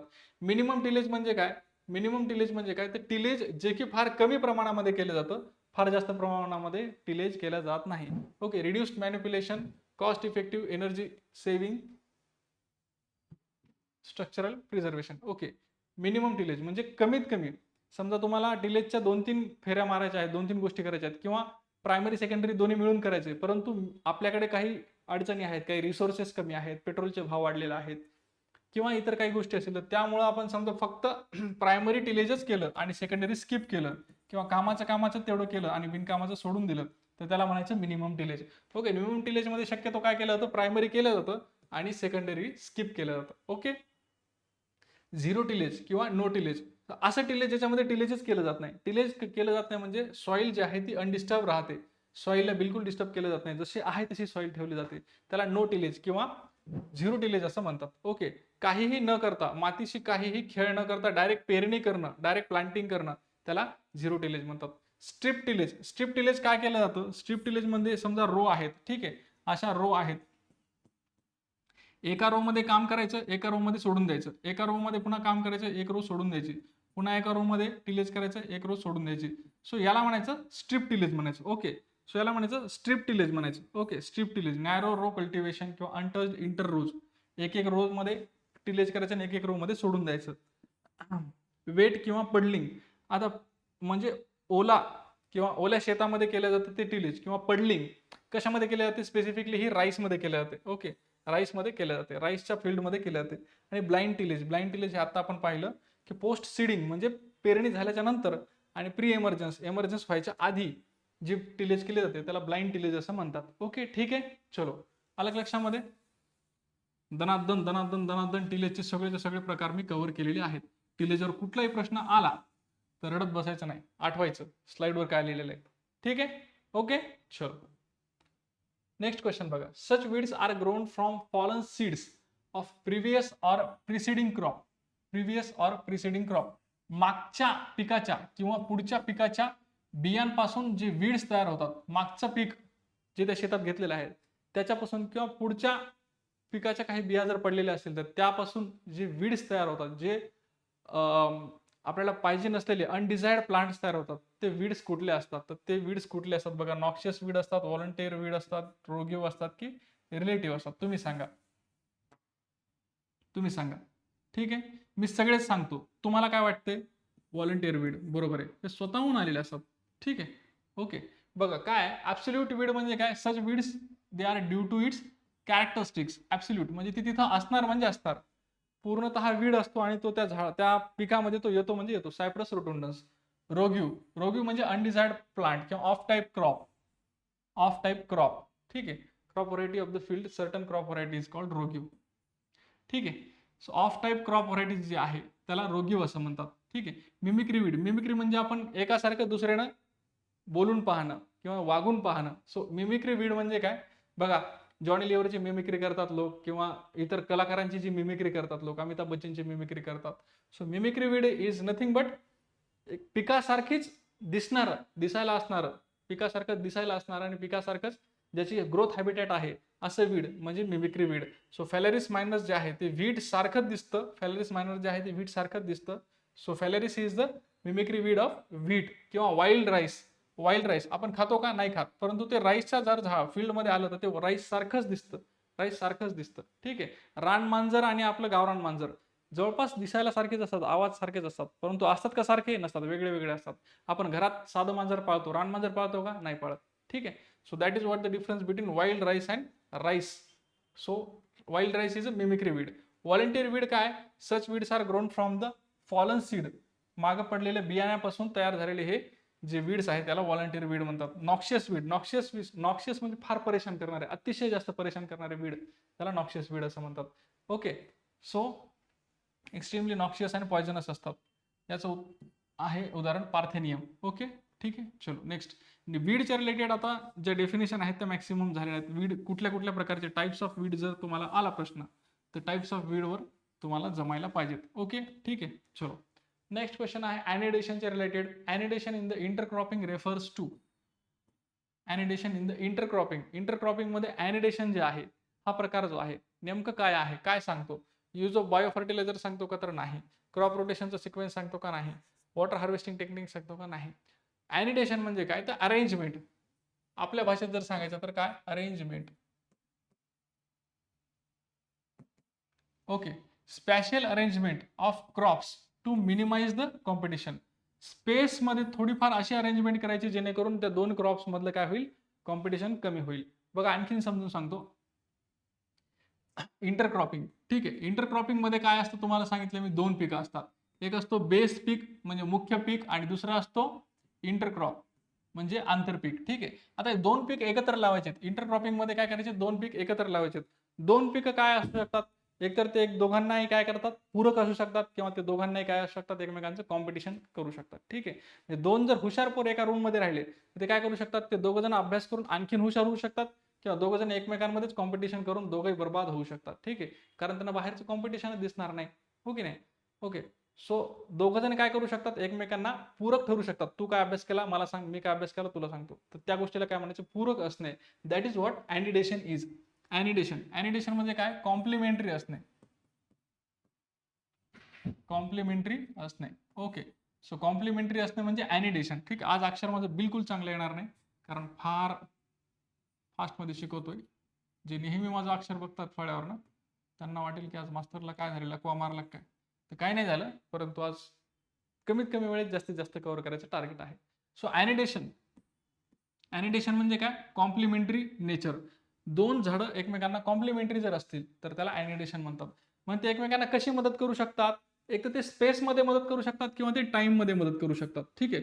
स्पेसमध्ये कशी मदत करू शकतात, फॉर एक्झाम्पल आता हे एक झाड आहे, हे उंच आलेलं झाड, आणि हे त्याच्या खालचं एक झाड आहे. ठीक आहे. आता हे झाड खाली काहीच फांद्या आणत नाही, डायरेक्ट वर गेले की फांद्या आणतं. ठीक आहे. त्याच्यामुळे खालची सगळी स्पेस या खालच्या झाडांना भेटली. ओके. हा एक प्रकार झाला. स्पेशल अॅनिडेशनचा आणखी दुसरा प्रकार कसा आहे तुम्हाला सांगतो. या झाडाच्या मुळा बघा इथं आहेत. ठीक आहे. या झाडाच्या मुळ्या इतक्या लांबपर्यंत पोहोचलेल्या आहेत. ठीक आहे. आणि जे छोट्या झाडाच्या मुळ्या ज्या आहेत ह्या इथपर्यंतच असतात, किंवा असं एखाद्या झाडाच्या मुळ्या अशा असतात. ठीक आहे. म्हणजे जागा कमीत कमी व्यापणाऱ्या असतात. सो खाली रूटसाठी सुद्धा वेगळी स्पेस ते एकमेकांना देऊ शकतात. ठीक आहे. मी असं सरळ जातो, तू असं फैलून ये. ठीक आहे. माझे खाली खाली गेल्याच्या नंतर मुळे फैलवतो, तू फक्त वरच्या वरीच फैलून घे. सो अशा ज्या आहेत गोष्टी याला म्हणतात स्पेशियल अरेंजमेंट, स्पेशल एकमेकांना मदत करणं. सो याला म्हणतात स्पॅशियल अॅनिडेशन. ओके. टाइमच्या बाबतीत किंवा टेम्पोरल. टेम्पोरल अॅनिडेशन काय आहे, टेम्पोरल म्हणजे टाइम. ओके. तर हे कशाच्या बाबतीत आहे, टाइम काय आहे. सो टेम्पोरल अॅनिडेशन कशाच्या रिलेटेड आहे, तर टाइम. बाबा याचा न्यूट्रिएंटचा टाइम आणि याचा न्यूट्रिएंट अपटेकचा टाइम जर एकच असेल तर दोघांनाही त्या सॉइलमध्ये कॉम्पिटिशन फील होईल. त्यामुळे याचा न्यूट्रिएंट अपटेकचा टाइम वेगळा असेल आणि याचा न्यूट्रिएंट अपटेकचा टाइम वेगळा असेल तर ऑब्व्हियसली ते एकमेकांना काय करतील, याचा न्यूट्रिएंट अपटेक झाला की हा घेईल, याचा झाला की हा घेईल, म्हणजे एकमेकांना ते काय करतील, मदत करतील. So that is what temporal annidation. आणखीन एक गोष्ट आहे, समजा याची हार्वेस्टिंग आणि याची हार्वेस्टिंग ॲट अ टाइम आली तर लेबरचा प्रॉब्लेम येईल की नाही. समजा याची हार्वेस्टिंग आता आली आणि 8-15 दिवसाच्या नंतर याची हार्वेस्टिंग आली, म्हणजे हे इथं सुद्धा ते एकमेकांना काय करतात, मदत करतात. सो अशी एकमेकांना मदत करणं, कॉम्प्लिमेंटरी नेचर असणं, त्या दोन झाडांना काय म्हणतात, अॅनिडेशन इन नेचर. तर अॅनिडेशन म्हणजे स्पॅशियल अॅनिडेशन आणि टेम्पोरल अॅनिडेशन असे दोन प्रकार असतात. ओके. ठीक आहे. सिंपल कन्सेप्ट आहे, तुम्हाला आतापर्यंत कोणी सांगितलं नाही सांगितलं माहित नाही, परंतु याच्यावर प्रश्न येऊ शकतात. ॲलिलोपॅथी. आता हे सगळं झालं पॉझिटिव्ह पॉझिटिव्ह झालं. आता इकडे काय थोडंसं निगेटिव्ह निगेटिव्ह. ॲलिलोपॅथी म्हणजे काय, ते एकमेकांना कॉम्पीट करू शकतात, एकमेकांना कॉम्पीट करू शकतात. कसे कॉम्पीट करतील बरं. चतुर कसा कॉम्पीट करत होता 3 इडियट मध्ये. चतुर का काय त्याचं नाव होतं, तो 3 इडियट वाला. तो काय करायचा, वर्षभर अभ्यास करायचा, परीक्षेच्या आधी जे पोरं आदल्या दिवशी अभ्यास करेल त्यांच्या रूम मध्ये कॉमिक्स पाठवायचा, येलो पेजेस वाले कॉमिक्स. आपले पोरं लागायचे ना आधी मस्त बघत फोटो, हो की नाही. ते काय करायचे, त्याचा टाइमपास करायचे. सो काय करायचा, तो दुसरं काहीतरी पाठवायचा त्यांना डायव्हर्ट करण्यासाठी. सो ॲलिलोपॅथी म्हणजे हे एक झाड आहे फॉर एक्झाम्पल, आणि हे दुसरं झाड त्याच्या इकोसिस्टम मध्ये त्याच्या शेजारीच आहे. समजा याने काही असे ॲलिलो केमिकल्स सोडले जे की याच्या ग्रोथसाठी किंवा याच्या फ्रुटिंगसाठी हॅम्पर करत असतील, तर याला म्हणायचं ॲलिलोपॅथी. याचं रूट किंवा लिव्ज कुठल्याही प्रकारचे एक ॲलिलो केमिकल जर सोडत असतील जे की दुसऱ्या झाडावर हार्मफुल असेल तर त्याला म्हणायचं ॲलिलोपॅथी. मग हे दोन प्रकारे असते, एक ट्रू ॲलिलोपॅथी असते, एक फंक्शनल ॲलिलोपॅथी असतं. फॉर एक्झाम्पल ते झाड स्वतःच काही केमिकल जनरेट करत असेल जेणेकरून पलीकडचं दुसरं जे झाड आहे त्याला प्रॉब्लेम होतोय, त्याला म्हणायचं ट्रू ॲलिलोपॅथी.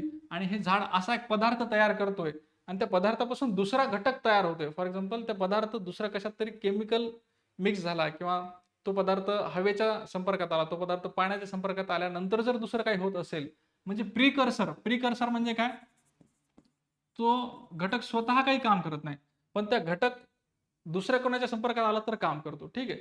सो असं प्रिकर्सर जर जनरेट करत असेल तर त्याला फंक्शनल ॲलिलोपॅथी म्हणतात. ठीक आहे. तुम्ही म्हणाल सर हे डीप मध्ये इतकं येतं का, तर असंच परीक्षेमध्ये येतं, आणि असेच प्रश्न ज्याला येतात त्यांचीच रँक चांगली येते. बाकी जनरल जनरल तर सगळ्यांनाच येतं. मेजचं सायंटिफिक नेम झिया मेज, हा. राईसचं 2n नंबर 24 हे सगळ्यांनाच येतं. मिरॅकल राईस जया सगळ्यांनाच येतं. असे प्रश्न ज्याला येतात त्यांचे रँक चांगली येते. ओके. ठीक आहे. चलो नेक्स्ट क्वेश्चन घ्या. सगळ्या लेवलचे प्रश्न मी तुम्हाला कव्हर करण्याचा प्रयत्न केला. Lengthy question, twisted question, topic सुद्धा प्रत्येक टॉपिकवर मी असं चाळून चाळून जवळपास दीड दिवस लागला मला पीपीटी तयार करायला. Okay. Which agroclimatic zone of India records the highest cropping intensity. Highest cropping intensity कुठल्या ॲग्रोक्लायमॅटिक झोनमध्ये आहे सांगा. ॲग्रोक्लायमॅटिक झोनमध्ये इंडियाच्या कुठल्या ॲग्रोक्लायमॅटिक झोनमध्ये हायेस्ट क्रॉपिंग इंटेन्सिटी आहे सांगा. सांगा. ईस्टर्न प्लॅट्यूमध्ये आहे का नाही. West. So which agroclimatic zone of India records the highest cropping intensity असा प्रश्न आहे. बघा, सगळ्यात जास्त क्रॉपिंग इंटेन्सिटी कुठे आहे असं त्यांनी विचारले. आता क्रॉपिंग इंटेन्सिटी म्हणजे काय, तर कमीत कमी काळामध्ये एका जमिनीच्या तुकड्यावर on a single piece of land एका वर्षाच्या काळामध्ये तुम्ही जितके जास्त पिकं घेत असाल तितकी जास्त त्याची क्रॉपिंग इंटेन्सिटी असते. फॉर एक्झाम्पल तुम्ही वर्षभरात एक पीक घेत असाल तर ते किती, फक्त 100% क्रॉपिंग इंटेन्सिटी कन्सिडर केलं जाते. एक पेक्षा जास्त घेत असाल, समजा 2 पीक घेत असाल तर 200% क्रॉपिंग इंटेन्सिटी, 3 पीक घेत असाल तर अशी ती वाढत जाते. ठीक आहे. सो जितकी जास्त पिकं एकाच जमिनीच्या तुकड्यावर, बरं का, एकाच जमिनीच्या तुकड्यावर एक वर्षभरामध्ये तुम्ही जितके जास्त पीक घेता तितकी जास्त त्याची क्रॉपिंग इंटेन्सिटी वाढत असते. ठीक आहे. तितकी जास्त त्याची क्रॉपिंग इंटेन्सिटी वाढत असते. क्रॉपिंग इंटेन्सिटीचा फॉर्म्युला पण आहे. क्रॉपिंग इंटेन्सिटीचा फॉर्म्युला पण बघून घ्या. जर त्यांचा मूड झाला की न्यूमेरिकल विचारायचं तर एकदम सोपा न्यूमेरिकल ते क्रॉपिंग इंटेन्सिटीवर विचारू शकतात. ठीक आहे. सो क्रॉपिंग इंटेन्सिटीचा फॉर्म्युला जाणून घ्या. आता सध्याला आपण एवढंच लक्षात ठेवा की the more number of crop the more will be cropping intensity. Okay. Okay. ठीक आहे. तर मग आता याच्यामध्ये जास्तीत जास्त क्रॉपिंग इंटेन्सिटी असणारा ॲग्रोक्लायमॅटिक झोन कोणता आहे असं विचारले त्यांनी. ॲग्रोक्लायमॅटिक झोन कोणता आहे असं विचारले त्यांनी. ओके. सो कुठला झोन आहे. Eastern plateau and hills region आहे का. Eastern plateau and hills region नाहीये सर. ओके. ईस्टर्न म्हणजे इकडं पूर्वेकडला भाग नाहीये. वेस्टर्न ड्राय रिजन, आता याच्या नावातच ड्राय आहे, इथं जास्त पिकं घेतल्या जातील का, तर बिलकुल नाही सर. ठीक आहे. साऊदर्न प्लॅट्यू, सदर्न प्लॅट्यू म्हणजे एकदम खाली आपल्या साऊथ भागामध्ये घेतल्या जातात का जास्त पिकं, तर नाही, तिथं मसाला पिकं वगैरे असे शॉर्ट ड्युरेशनचे पिकं येतात, चहा वगैरे. ठीक आहे. So the best option is trans Gangetic plain. Trans Gangetic plain का, कारण ट्रान्स गँगनेटिक म्हणजे काय, ट्रान्स गँगनेटिक म्हणजे काय, तर गंगा नदीचे प्रक्षेत्र, गंगा नदीचे प्रक्षेत्र म्हणा किंवा त्याला हे म्हणा गंगा नदीचा एरिया. ठीक आहे. गंगा नदीचे पात्र असं म्हणू शकतो आपण. ठीक आहे. हा, तर गंगा नदीच्या पात्रामध्ये सगळ्यात जास्त सुपीक, भारतातली सगळ्यात जास्त सुपीक जमीन कुठे आढळते, तर ती गंगा नदीच्या पात्राच्या त्या भागामध्ये आढळते. ठीक आहे. का, कारण तिथं गाळाची मृदा जास्त आहे. नदीचं पाणी जाऊन जाऊन तिथं गाळाची मृदा जास्त येते, त्यामुळे ॲल्युव्हियल सॉइल जी आहे ती जास्त आहे. ओके. बघा, तुम्हाला पुढे दिसेलच की आन्सर जे आहे ते ट्रान्सगॅग्नेटिक आहे. इथं सगळ्यात जास्त काय आहे, क्रॉपिंग इंटेन्सिटी. का क्रॉपिंग इंटेन्सिटी, कारण एक तर जमीन चांगली आहे, रेनफॉल किंवा इरिगेशन फॅसिलिटीज तिथे जास्त आहेत गंगा नदी असल्यामुळे, आणि त्याच्यामुळे तिथं एका वर्षामध्ये 1, 2, 3, कधी कधी 4ही पिकं घेतल्या जातात शॉर्ट ड्युरेशन असेल तर. ठीक आहे. सो सॉइल जी आहे ती फर्टाईल आणि ॲल्युव्हियल सॉइल आहे, एकदम गाळाची मृदा आहे, ॲश्युअर्ड इरिगेशन आहे गंगा नदीच्या सगळ्या काठाला किंवा तिथं सगळीकडे इरिगेशन चांगलं आहे. पॉप्युलेशन प्रेशर आहे त्या एरियामध्ये, मुळात जास्त लोकसंख्या पण आहे, त्यामुळे लेबर पण खूप जास्त भेटतात शेतामध्ये. ठीक आहे. आणि क्लायमेट पण फेवरेबल आहे. ओके. ठीक आहे. या सगळ्या गोष्टींमुळं ट्रान्सगॅग्नेटिक प्लेन्स जे आहे इथं मध्ये हायेस्ट क्रॉपिंग इंटेन्सिटी आहे. It is almost nearly equal to 200. ठीक आहे. Almost nearly equal to 200. प्रश्न कशाच्या रिलेटेड विचारले त्यांनी, झोनच्या रिलेटेड विचारले आहे. कुठल्या झोनमध्ये सगळ्यात जास्त क्रॉपिंग इंटेन्सिटी आहे. क्रॉपिंग इंटेन्सिटी आपण पाहिली, क्रॉपिंग इंटेन्सिटी म्हणजे नंबर ऑफ पिकं जास्त तर जास्त cropping intensity, that is okay. ठीक आहे. परंतु झोनच्या बाबतीत बघायचं आहे. आता इथं एक गोष्ट जाणून बुजून लक्षात ठेवायची, झोन जे आहेत, क्लायमॅटिक झोन जे आहेत, क्लायमॅटिक झोन जे आहेत ते किती आहेत, क्लायमॅटिक झोन आहेत 15. सर असंच काहीतरी ऐकल्यासारखं वाटतंय हो, त्याला म्हणतात इकोलॉजिकल झोन म्हणतात. इकोलॉजिकल झोन किती आहेत, फक्त झोन झोन दिसलं म्हणून बघायचं नाही बरं का. क्लायमॅटिक झोन विचारलेत का इकोलॉजिकल झोन विचारलेत हे बघायचं. इकोलॉजिकल झोन आहेत 21. हे जाणून बुजून लक्षात ठेवायचं, कारण हे कन्फ्यूज होतं परीक्षेत. इकोलॉजिकल झोन विचारतात आपण 15 करून येतो, किंवा क्लायमॅटिक झोन विचारतात आपण 21 करून येतो. हे चुकायचं नाही. Climatic zone 15, ecological zone 21. Clear लक्षात ठेवायचं. ठीक आहे. क्लिअर लक्षात ठेवायचं. ओके. नेक्स्ट बघा, नेक्स्ट काय आहे, हा नेक्स्ट तुम्हाला सांगायचं की हे जे क्लायमॅटिक झोन आहे, क्लायमॅटिक झोन जे आहेत हे कसे पूर्ण भारत देशाला त्याच्या क्रॉपिंग पॅटर्न असेल, इरिगेशन असेल आणि सॉइल असेल, ह्या 3-4 घटकांच्या आधारावर पूर्ण भारताच्या भूमीला 15 भागांमध्ये डिवाइड केलेलं आहे. 15 भागांमध्ये डिवाइड केलेलं आहे. हे का केलंय, कारण आपल्याला प्लॅनिंग करायचं होतं, पूर्ण भारताच्या शेतीचं प्लॅनिंग करायचं होतं, शेतीचं प्लॅनिंग करायचं होतं. ठीक आहे.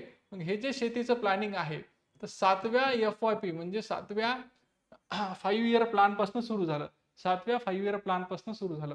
7वा जो 5 इयर प्लॅन होता, 5 इयर प्लॅन म्हणजे पंचवार्षिक योजना, ऑलमोस्ट 1988च्या काळामध्ये हे क्लायमॅटिक झोन पाडले आणि त्याचं प्लॅनिंग जे आहे व्यवस्थित शेताचं जे झोन वाईज प्लॅनिंग जे आहे, झोन वाईज या झोनमध्ये हे इथं चांगलं इरिगेशन आहे, चांगली माती आहे, इथं हे पीक येईल, इथं हे पीक येईल, इथं हे पीक येईल, अशा प्रकारचं प्लॅनिंग जे आहे ॲग्रो क्लायमॅटिक प्लॅनिंग जे आहे. ॲग्रो क्लायमॅटिक प्लॅनिंग कधीपासून सुरू झालं?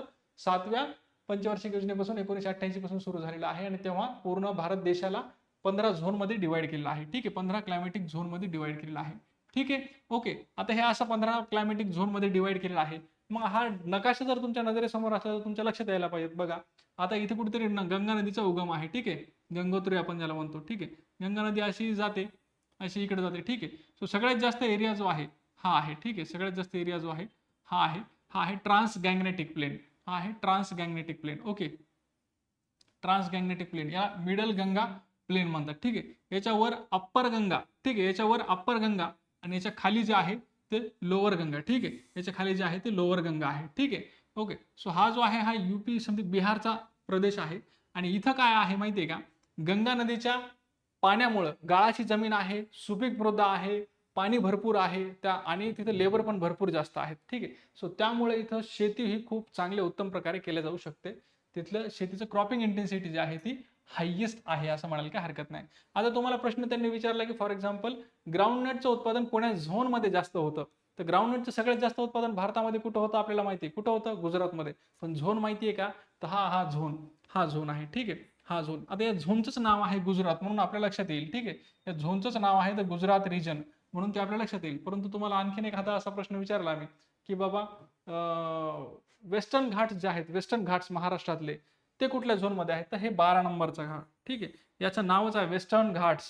ठीक आहे, वेस्टर्न कोस्टल रिजन किंवा वेस्टर्न घाट रिजन असं म्हणतात. ठीक आहे, वेस्टर्न कोस्टल रिजन किंवा वेस्टर्न घाट रिजन असं म्हणतात. ठीक आहे, महाराष्ट्राचा सगळ्यात जास्त भाग जो आहे तो कोण्या रिजन मध्ये आहे, तर 9 नंबरचा ॲग्रो क्लायमॅटिक झोन आहे, तर महाराष्ट्र प्लॅट्यू रिजन. ठीक आहे, तर महाराष्ट्र प्लॅट्यू रिजन. ठीक आहे, जर त्यांनी असं विचारलं की सगळ्यात जास्त शेतीच्या दृष्टिकोनातून कमी महत्वाची मृदा कुठं आढळते, तर ती मृदा आढळते इथं राजस्थानच्या या एरियामध्ये. ठीक आहे, म्हणजे 8 मधला हा इकडचा भाग जो आहे हा काय आहे, हा तो प्रदेश आहे जिथं वाळवंट आहे. ठीक आहे, ओके, वाळवंट आहे, द अरावली माळवा. ठीक आहे, असं म्हणू शकतो आपण त्याला. ठीक आहे, सो याच्यासाठी तुम्हाला हा नकाशा माहित पाहिजे की कुठं कोणतं राज्य आहे, कुठं कोणतं राज्य आहे, काय नाही. ठीक आहे, ओके. सो हे महत्वाचं आहे, हे थोडंसं लक्षात राहू द्या. सगळ्यात महत्वाचं गंगा नदीचे हे 3 प्रदेश महत्वाचे आहेत. ठीक आहे, गंगा नदीचे 3 प्रदेश डायरेक्ट विचारतील. 15वा प्रदेश कुठला आहे, तर 15वा अंदमान निकोबार. ठीक आहे, 15वा अंदमान निकोबार. जाणून बुजून लक्षात ठेवण्यासारखी गोष्ट आहे की 15 काय आणि 21 काय. 15 आहेत क्लायमॅटिक झोन आणि 21 आहेत इकोलॉजिकल झोन. ओके, ठीक आहे. बघा नेक्स्ट क्वेश्चन बघा. नेक्स्ट क्वेश्चन बघा. ॲग्रो क्लायमॅटिक झोनवर प्रश्न येतो बरं का, आणि तो चुकायला नाही पाहिजे. Deep red and black soil. Deep red soil आणि deep black soil are generally included under which land capability class. Land capability class म्हणजे काय? कॅपेबिलिटी म्हणजे कॅपॅसिटी, एखाद्या जमिनीची कॅपॅसिटी. एखाद्या जमिनीची कॅपॅसिटी ही कशावरून ठरवल्या जाते? त्या जमिनीतून होणाऱ्या पीक उत्पादनापासून. पीक उत्पादन कसं चांगल्यात चांगलं होईल, त्या जमिनीमध्ये किती न्यूट्रिएंट आहेत, त्या जमिनीमध्ये किती न्यूट्रिएंट, जितके जास्त न्यूट्रिएंट तितकं चांगलं तिथं पीक उत्पादन होईल. Right. So land capability classes किती आहेत? 8 प्रकारच्या विविध लँड कॅपेबिलिटी क्लासेस आहेत. असे आज वेगवेगळे क्लासेस आहेत. त्यांनी विचारलं की डीप रेड सॉइल असेल किंवा डीप ब्लॅक सॉइल असेल कुठल्या क्लासमध्ये येते? क्लास 1 मध्ये, 2 मध्ये, 7 मध्ये की 8 मध्ये? आता मी जर तुम्हाला म्हणले की इलिमिनेशन करा, जर तुम्हाला प्रश्नाचं उत्तर माहिती आहे तुम्ही इलिमिनेट करू शकता, याच्यामध्ये एका मिनिटात इलिमिनेट करू शकता. जर तुम्हाला बेसिक फॅक्ट माहित असेल की बाबा हे 8 क्लास आहेत सॉइलचे, 1 2 3 4 5 6 7 8, त्यांचे काही वेगळे नाव नाहीत, असेच नावं दिलेत रोमन मध्ये. ठीक आहे, परंतु जे पहिले 4 आहेत हे काय आहेत? क्रॉप सुटेबल आहेत किंवा याच्यावर आपण तुम्ही क्रॉप घेऊ शकता. ठीक आहे, तर हे झाले 4 आणि हे जे 4 आहेत हे क्रॉपसाठी अनसुटेबल आहेत. ठीक आहे, अनसुटेबल आहेत म्हणजे याच्यावर तुम्ही काय क्रॉप पिकवू शकत नाही. ओके, ठीक आहे. सो जर आता एवढं जरी बेसिक फॅक्ट माहित असेल की 8 मधले पहिले 4 वर पीक घेऊ शकतो, दुसऱ्या 4 वर पीक घेऊ शकत नाही, तरी तुमच्या लक्षात यायला पाहिजे डीप रेड सॉइल आणि ब्लॅक सॉइलवर खूप चांगलं पीक येतं. म्हणजे ते या 4 मध्ये तर नाहीच आहेत, म्हणजे हे ऑप्शन तर कटलाच, हे 2 ऑप्शन तर कटलेच, 6 आणि 8 तर कटलंच. राहिले काय 1 आणि 2. 1 मध्ये टॉप क्लासची सॉइल असते, राहिलं ऑप्शन फक्त 2. 2 मध्ये डीप रेड आणि black soil, deep black soil असते. ओके, ठीक आहे. So the answer is deep black soil and deep red soil are included in class 2. Included in class 2. Class 1 मध्ये एक्सलंट लँड असते, त्याच्यामध्ये कुठलंही लिमिटेशन येत नाही, कुठलंही पीक कधीही घेऊ शकता. ओके, सो त्याला म्हणतात एक्सलंट लँड किंवा क्लास 1 लँड असते. ठीक आहे. क्लास 2 लँड जे आहे, क्लास 2 लँडमध्ये थोडेसे लिमिटेशन असतात, त्याच्यामध्ये थोडंसं न्यूट्रिएंट कमी असतं, ते तुम्हाला बाहेरून फर्टिलायझरतून अप्लाय करावं लागतं, किंवा जे वॉटर वगैरे आहे ते तुम्हाला अप्लाय करावं लागतं. ओके, क्लास 3 क्लास 4 याच्याबद्दल हा टेबल एकदा व्यवस्थित बघा.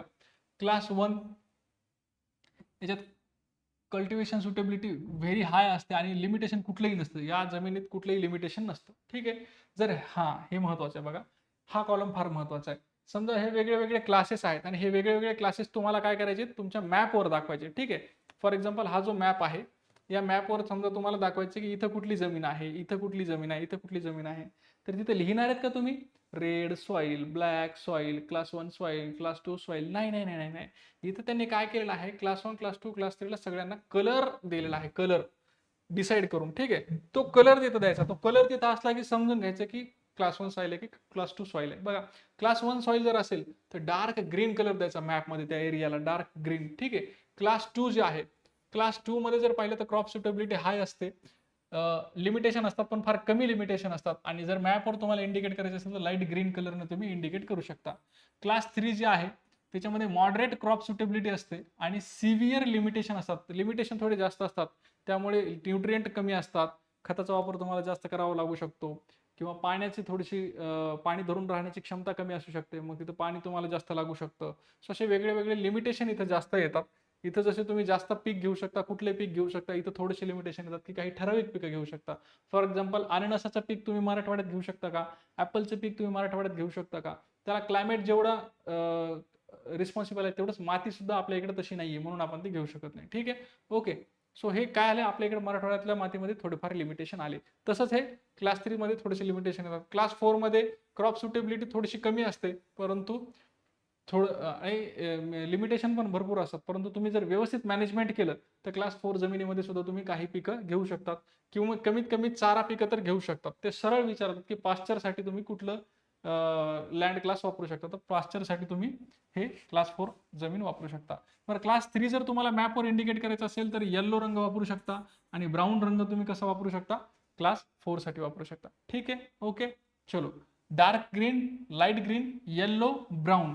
आता हे पुढचे 4 जे आहेत, 5 6 7 8, हे क्लासेस क्रॉप सुटेबिलिटीसाठी नाहीच आहेत, म्हणजे क्रॉप कल्टिवेशन तुम्ही या जमिनीवर करू शकत नाही, किंवा क्रॉप कल्टिवेशन केलं तरी याच्यामध्ये भरपूर अडचणी तुम्हाला येतात, भरपूर लिमिटेशन याच्यामध्ये आहेत, त्यामुळे चांगलं असं क्रॉप प्रोडक्शन तुमचं होणार नाही. त्यामुळे बेटर वे तुम्ही या खालच्या 4 मध्ये क्रॉप घेऊ नका, वरच्या 4 मध्ये क्रॉप घ्या, असं म्हणणं आहे. मग ही जी जमीन आहे ही कशी इंडिकेट करायची, तर 5 नंबरची जी जमीन आहे, 5 नंबरचा जो क्लास आहे तो लाईट ग्रे आणि 6 नंबरचा डार्क ग्रेने इंडिकेट करायचा, 7 नंबरचा रेड आणि 8 नंबरचा डार्क रेड किंवा ब्लॅक कलरने तुम्ही ते इंडिकेट करू शकता.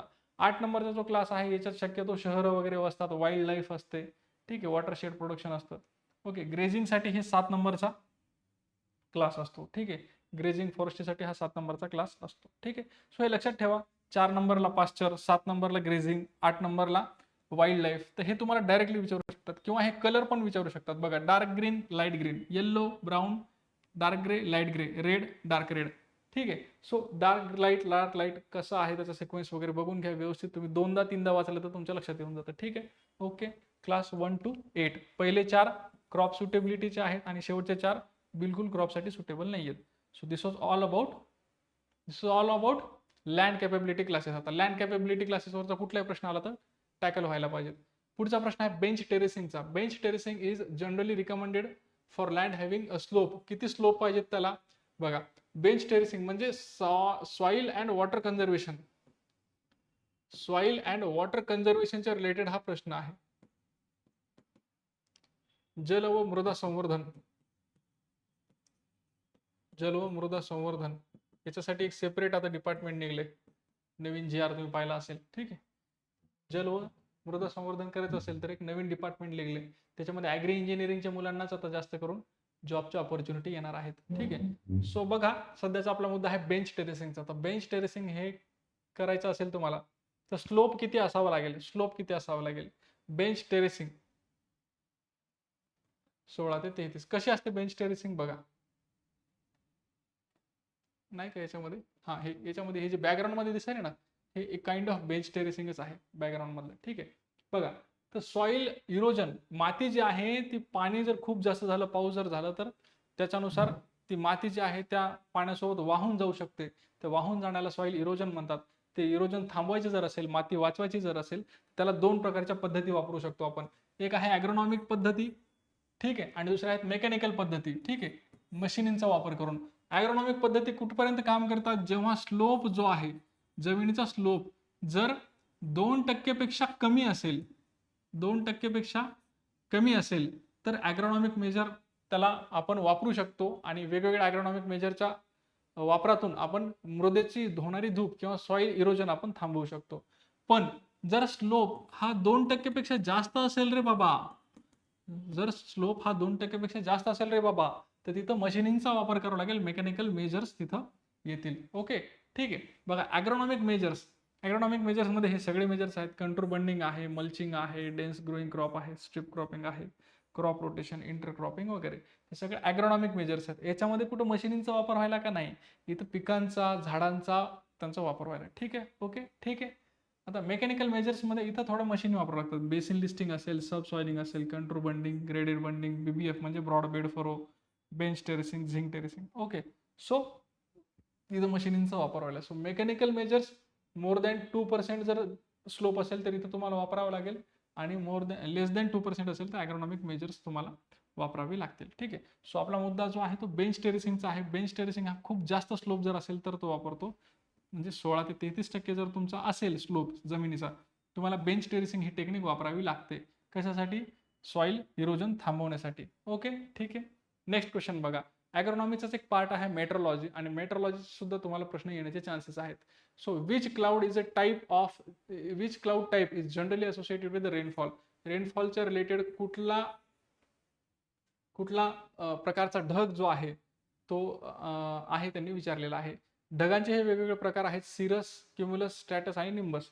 आतापर्यंत तुम्हाला कोणी सांगितलंय का, सांगितलं असेल नसेल माहित नाही. ठीक आहे, परंतु ढगांचे सुद्धा प्रकार असतात. ढगांचे प्रकार म्हणजे ढगे आडनावाच्या व्यक्तींचे प्रकार नसतात, ढगांचे प्रकार असतात. ठीक आहे, सिरस, क्युम्युलस, स्ट्रॅटस आणि निंबस. तर याच्यापैकी पावसाच्या रिलेटेड कुठला आहे, पावसाच्या रिलेटेड कुठला आहे, तर आपला निंबा बाबा.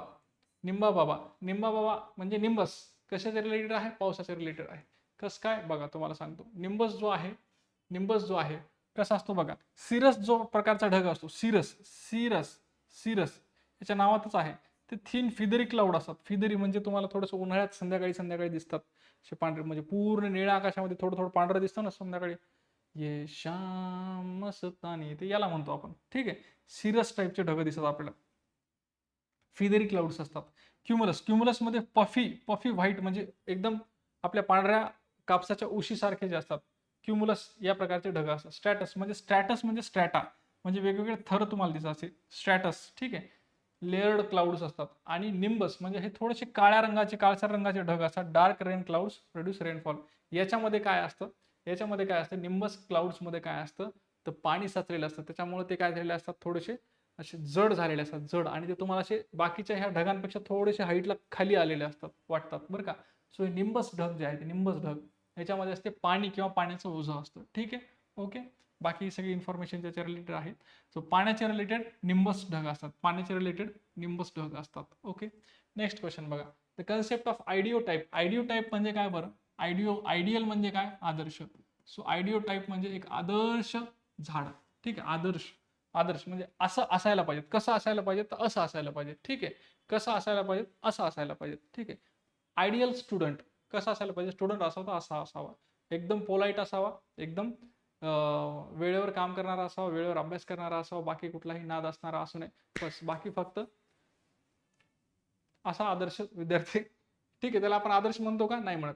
So audio type, audio type. तर तसंच झाडांमध्ये पण असतं. झाडांमध्ये पण काय असतं, एखादं असं झाड असतं की आपल्याला असं वाटतं की व्हीट, समजा मला रिसर्च करायचा आहे, ठीक आहे, मला रिसर्च करायचा आणि मला व्हीटमध्ये शेतकऱ्यांना काय अपेक्षित आहे, शेतकऱ्यांसाठी आदर्श झाड कुठलं आहे, आदर्श व्हरायटी कुठली आहे, ती मला माहित नसेल तर मी रिसर्च कसा करणार, हो की नाही? ठीक आहे, मला आदर्श काय जर माहित असेल तरच मी त्याचा काहीतरी त्याच्यासारखं होण्याचा प्रयत्न करेल ना. एक्झॅक्टली. सो आयडिओ टाईप म्हणजे एक असं आदर्श झाड असतं आणि त्या आदर्श झाडाप्रमाणे बाकीच्या झाडांना तसं आपल्याला डेव्हलप करायचं असतं, रिसर्च करायचं असतं त्याच्यावर. तर त्याला आयडिओ टाईप असं म्हणतो आपण. आयडिओ टाईप हा कन्सेप्ट कोणी दिलाय? तर डोनाल्ड नावाच्या शास्त्रज्ञांनी दिलाय. डोनाल्ड नावाच्या शास्त्रज्ञांनी आयडिओ टाईप हा काय दिलेला आहे? कन्सेप्ट दिलेला आहे. The concept of audio type crop production was given by Donald in 1968. It is an hypothetical ideal plant. Exactly आपल्याला पाहिजे तसं सगळे आपले मानांकन पूर्ण करणार असं कुठलं प्लांट नसतं, परंतु हायपोथेटिकल आहे, हायपोथेटिकल असतं. ठीक आहे, ओके. चलो, हायपोथेटिकल म्हणजे इमॅजिनरी बरं का. नेक्स्ट क्वेश्चन घ्या. हळूहळू आपण एंडकडे येतोय, पण महत्वाचा प्रश्न आहे बघा. Atrax, Gesaprim, Conquest, Atrataf are the trade names of which following we decide. हा हा हा हा, असा अचानक एखादा गुगलीचा प्रश्न येऊन जातो. चे ट्रेड नेम पाठ केलेत का तुम्ही? महत्वाचे काही विडीसाईड आहेत त्यांचे ट्रेड नेम तुम्हाला विचारले जाऊ शकतात. ठीक आहे, विचारलेले आहेत याच्या आधी. त्यांनी काय विचारले की ट्रेड नेम काय? अट्रॅक्स, गेसाप्रिम, कॉन्क्वेस्ट, ॲट्राटाफचं हे आहे trade name. Actually common name इथं शब्द यायला पाहिजे. ठीक आहे, कॉमन नेम काय आहे असं विचारायला पाहिजे त्यांनी. ठीक आहे, हे आहे ट्रेड नेम. काय आहे बरं? अट्रॅक्स किंवा अट्राटाफ याच्यावरून तरी तुमच्या लक्षात यायला पाहिजे. उत्तर अट्राझिन आहे. अट्राझिन आहे. ठीक आहे, सो ॲलाक्लॉर लासो सांगतो तुम्हाला पुढे. ठीक आहे, हा आहे इथं टेबल आहे बघा. ग्लायफोसेट, ग्लायफोसेट नावाचं जे केमिकल इन्ग्रेडियंट आहे, ठीक आहे, विडीसाईड आहे, तर त्याचं पॉप्युलर ट्रेड नेम काय आहे? राऊंड अप म्हणतात, ग्लायकॉल म्हणतात किंवा विडाऊट म्हणतात त्याला. ठीक आहे, हे नॉन सिलेक्टिव्ह आहे. नॉन सिलेक्टिव्ह म्हणजे हे ज्याच्यावर पडलं ते मेलं, ज्याच्यावर पडलं ते मेलं. ते असं बघत नाही की हे झाड आहे, हे पीक आहे का, हे तणकट आहे, काय घेणं नाही त्याला, ज्याच्यावर पडलं ते गेलं. ओके, सो हे काय आहे बरं? असं ज्याच्यावर पडलं ते गेलं म्हणजे नॉन सिलेक्टिव्ह मध्ये कोण कोण येतं? नॉन सिलेक्टिव्ह मध्ये 3 जण येतात बरं का, नेहमी लक्षात ठेवायचे. 3 जण येतात, फक्त 3च येतात, दुसरं कोणीच येत नाही. ग्लायफोसेट,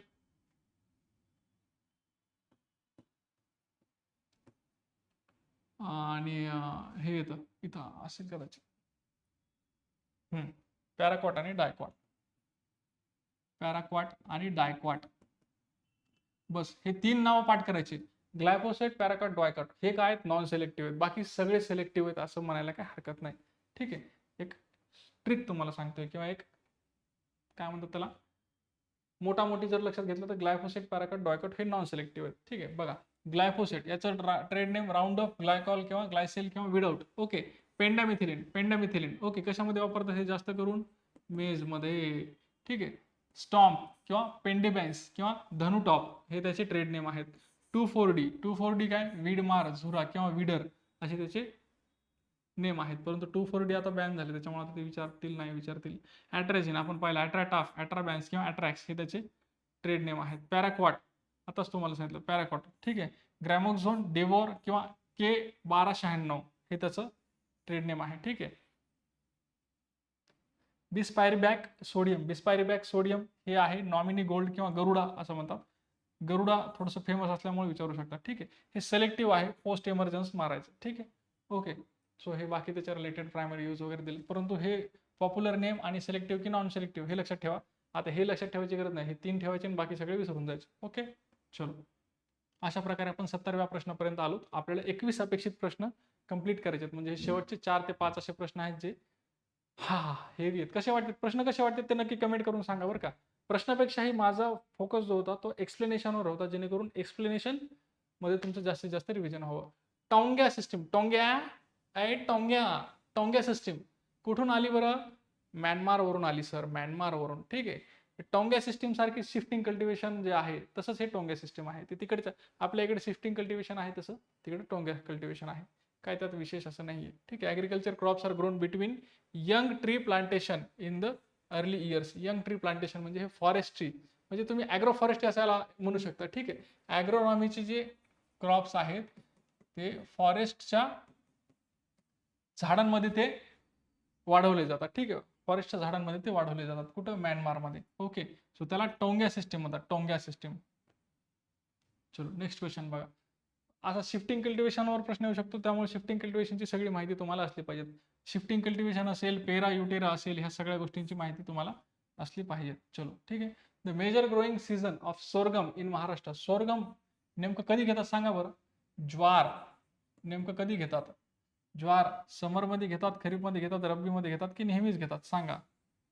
सोलापूरवाले सांगा. सोलापूरला ज्वारीचं कोठार म्हणत होते याच्या आधी.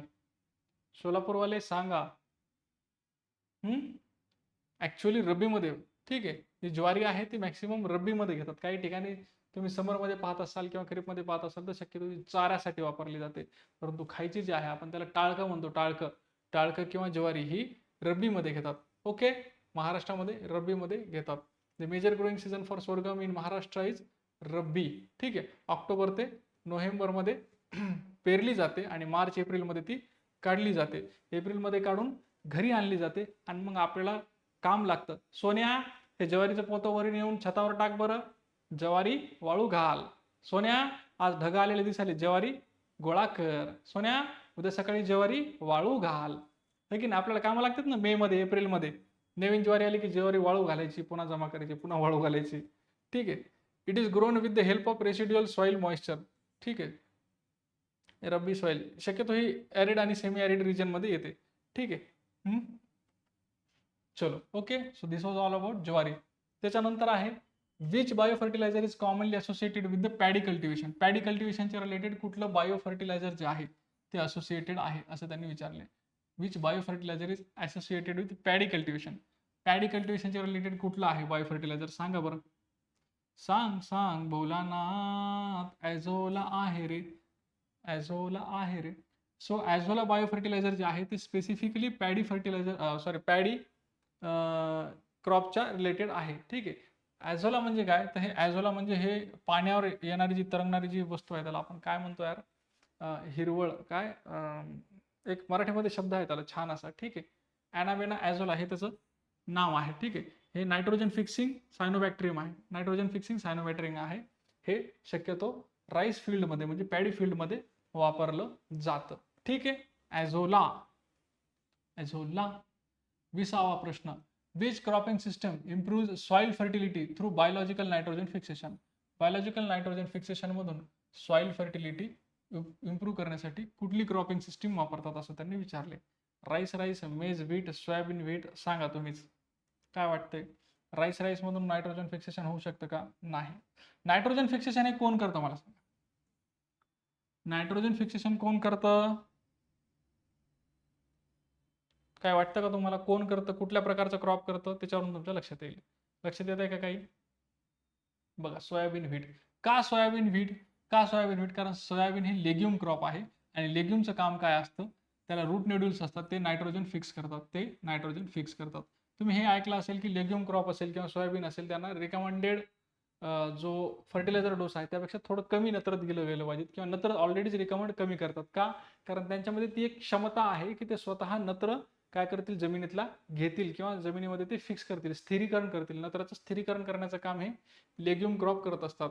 मग ज्या क्रॉप रोटेशनमध्ये लेग्युम क्रॉप आहे याच्यात आहे का राईसमध्ये? नाहीये. याच्यामध्ये आहे का? हे सिरियल आहे आणि हे पण सोरगम आणि सोरगम ह्याच्यात पण काही विषयच नाही. मग हे इथं एक सिरियल आहे आणि इथे एक लेग्युम आहे. So this is the best cropping pattern ज्याच्यामध्ये नायट्रोजन फिक्सेशन होईल. ठीक आहे. सोयाबीन नायट्रोजन फिक्स करायला आणि नंतर ते व्हीट वापरून घेईल. हो की नाही? सो हे एक प्रश्न आहे. Rhizobium bacteria fixes atmospheric nitrogen into usable form enriching the soil in nitrogen. Okay. Legume crop काय करतात? त्यांचे रूट नोड्यूल्स असतात, त्याचे रायझोबियम जे असतात ते काय करतात? जमिनीमध्ये नत्र स्थिरीकरणाचं काम करतात. पुढचा आणि शेवटचा प्रश्न 21 अपेक्षित मधला 21वा हा शेवटचा प्रश्न आणि हा प्रश्न एकदम कॉमन घेतलाय, परंतु याच्यामधून जे निष्कर्ष निघणार आहे किंवा जो एक्सप्लेनेशन आहे तो तुमच्यासाठी महत्वाचा आहे.